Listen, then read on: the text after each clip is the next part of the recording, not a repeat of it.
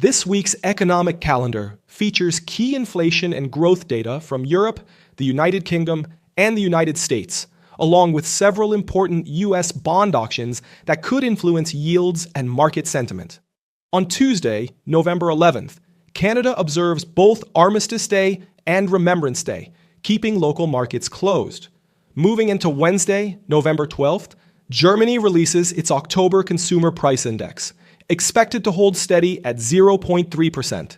Later in the session, the United States will conduct its 10-year Treasury Note auction, with the previous yield recorded at 4.17%.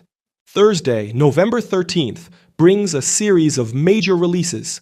From the United Kingdom, the third quarter GDP report will be in focus, with quarter-on-quarter growth forecast at 0.2% and year-on-year at 1.4%.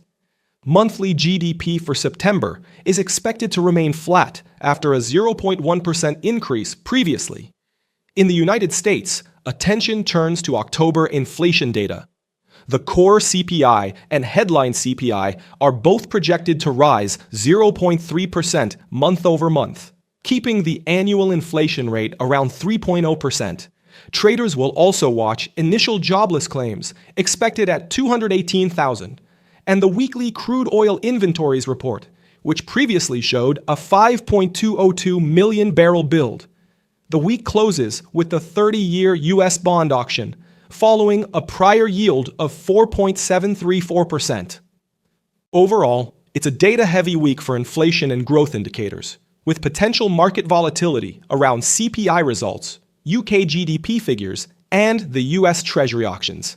Stay sharp and keep your focus on the bigger picture.